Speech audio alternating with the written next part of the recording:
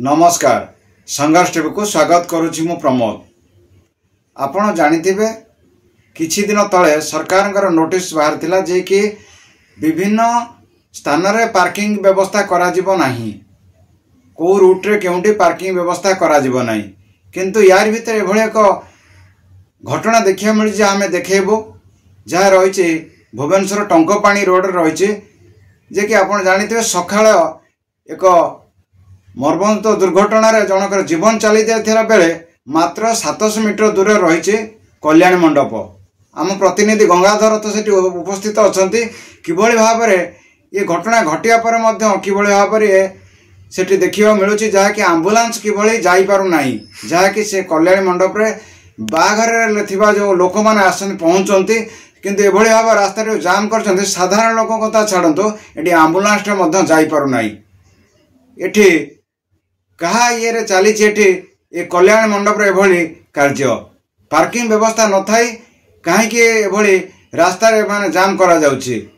केबे नेबे सरकार प्रति विरुद्ध रे कार्यानुष्ठान एवं आहरी सरकार जे रही देखिथिबे एठी आमे देखैथिलु नाला बा ड्रेन रो व्यवस्था जहाँकि ड्रेनेज एपर्यंत कार्यकारी करा जाउ नाही, जे कि ये होचंती बाबू सिंह एरिया जे कि रही एकाम्र विधायक तांको एरिया सेठी बारंबार दुर्घटना घटुची।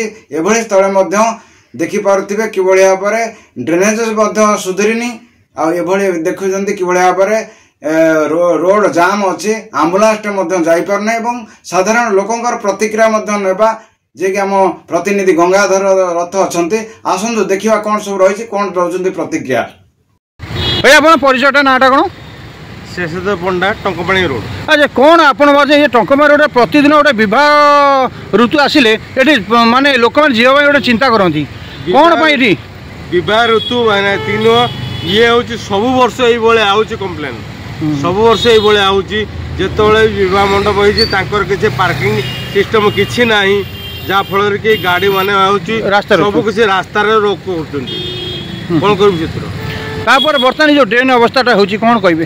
ड्रेन अवस्था एमती भी जे मंथर गति एमती चलुची जे आज के 6 मास ड्रेन सिस्टम किसी भी एपर्यंत हो पारनी।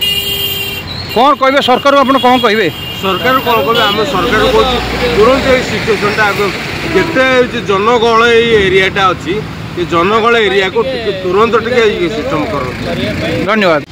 टंकपाणी रोड जोटी की हजार हजार लोक ये जावासा करती जहाँफल कि ये किछिटा कल्याण मंडप अच्छी विवाह समय पर ये लोक मैंने चिंता करती ये रास्ता जावाई 100 थर से चिंता करती जोटी की माने जावाई माने गोटे रास्ता 5 मिनट को लगे 2 घंटा आउ से रास्ता ये जावाई जो कल्याण रोड से रास्ता गाड़ी पार्किंग करता पार्किंग व्यवस्था अच्छे रास्ता पार्किंग करती तार आउ गोटे असुविधा अच्छी जेटू ये बर्तमान रास्ता आउ ड्रेन मंथर से चलू बर्तमान अवस्था होती तेणुक सरकार को माने अनुरोध करछंती किसी आमर जनसाधारण जिते शीघ्र यार गोटे समस्या समाधान हो। भुवनेश्वर गंगाधर रथଙ୍କ रिपोर्ट संघर्ष टीवी।